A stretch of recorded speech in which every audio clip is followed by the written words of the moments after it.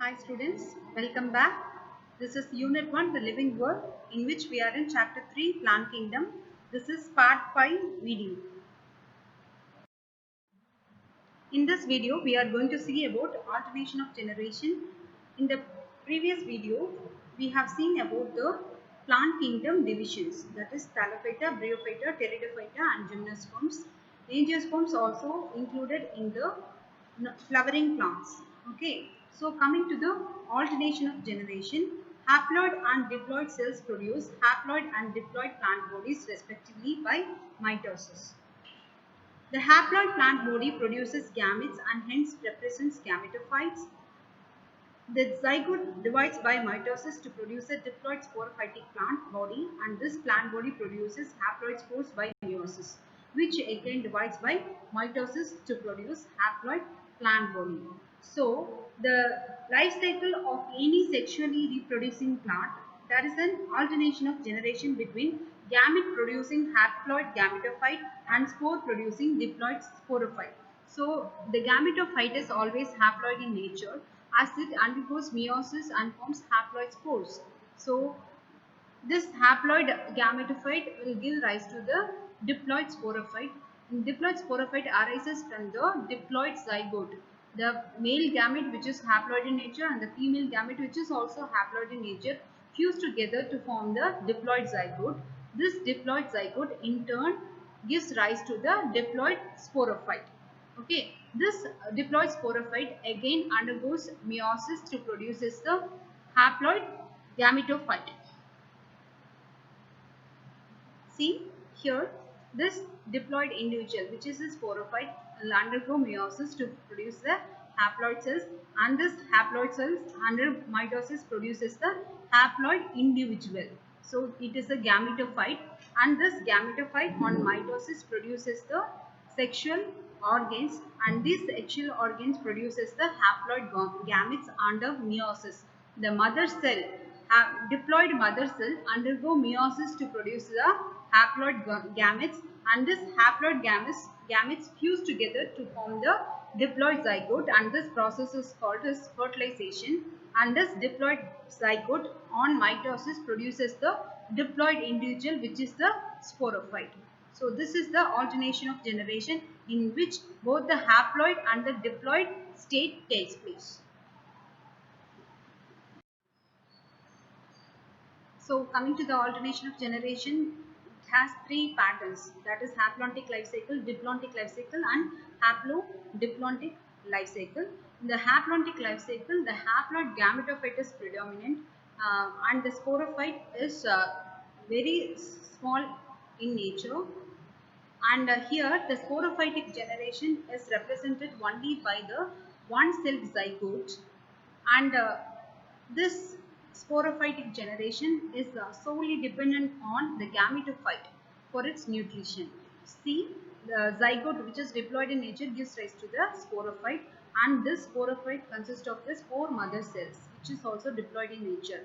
This spore mother cells undergo meiosis to produces the haploid spore. This haploid spore gives rise to the haploid gametophyte. This haploid gametophyte undergoes gametogenesis and forms the haploid gametes, that is the male and female gamete, the sperm and egg respectively, and this male and female gamete undergo syngamy. Syngamy is the fertilization process in which the fusion of male and female gamete takes place, and this fusion results in the diploid zygote, and this diploid zygote again gives rise to the diploid sporophyte.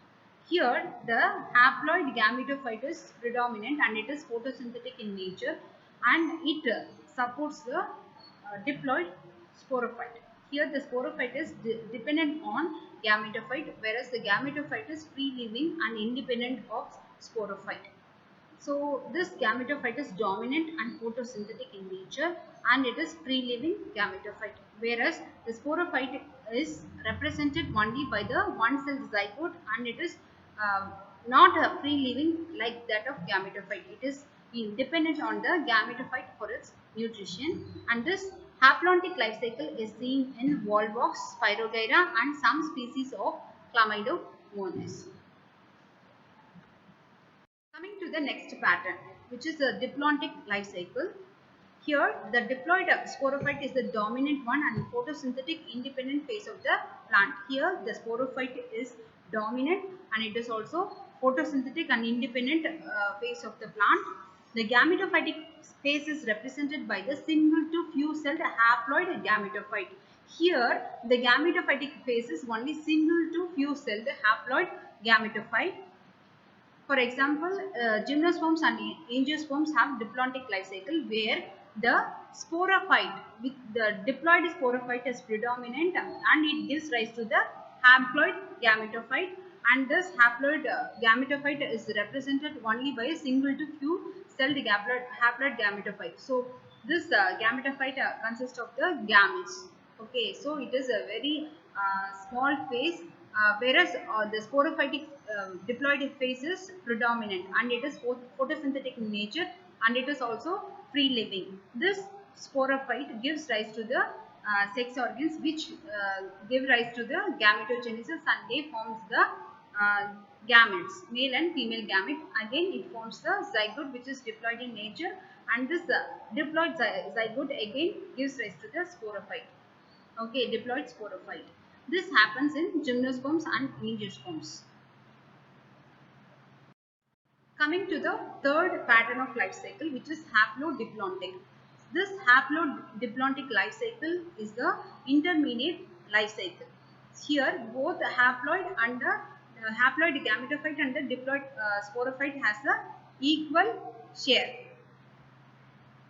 A dominant independent photosynthetic thalloid or erect phase is represented by a haploid gametophyte. So here the gametophyte is dominant, independent and photosynthetic nature, and it is thalloid or erect phase, and it alternates with the short-lived multicellular sporophyte. So it alternates with the short-lived multicellular sporophyte, and example is bryophytes. In case of bryophytes, the sporophyte is short-lived but it is multicellular in nature, whereas the gametophyte is independent, photosynthetic and thalloid or erect phase is seen. The diploid sporophyte is represented by a dominant, independent, photosynthetic vascular plant body. Here, both the gametophyte and the sporophyte are independent of each other. They both are photosynthetic in nature and they have a vascular plant body. It alternates with multicellular saprophytic or autotrophic independent but short-lived haploid gametophyte in case of pteridophytes. In case of pteridophytes, this gametophyte is seen to be saprophytic or autotrophic or independent. It may be photosynthetic also. In case of bryophytes, both are independent. But in case of pteridophytes, gametophyte is either saprophytic or autotrophic or independent. Some alga genera such as Ectocarpus polysiphonia helps or haplodiplontic. Please take a note of this. Some alga genera like Ectocarpus polysiphonia helps or haplodiplontic in nature.